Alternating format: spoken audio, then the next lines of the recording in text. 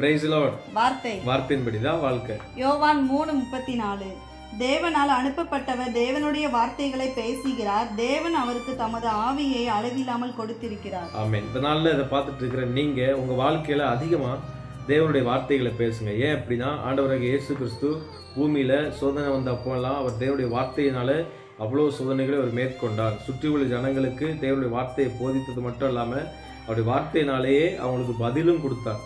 So பாருங்கள், சில நேரத்தில் நீங்கள் உங்கள் தேவையை குறித்து புலம்புவீங்க, உங்கள் பிள்ளைகளுடைய எதிர்காலத்தை குறித்து புலம்புவீங்க. ஆனால் இப்படிப்பட்ட சூழ்நிலையில் நீங்கள் கண்டிப்பாக தேவனுடைய வார்த்தைகளை பேசுங்க.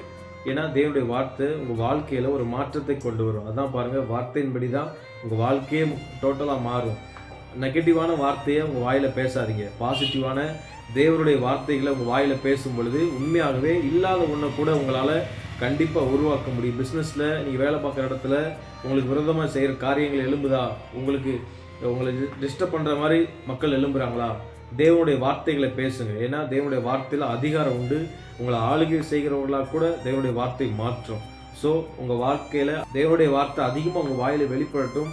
அது மூலமாக ஆண்டவராகிய இயேசு கிறிஸ்துவின் நாமமும் பிதாவானவரும் மகிமைப்படுவாராக. ஆமென். God bless you. ஆமென்.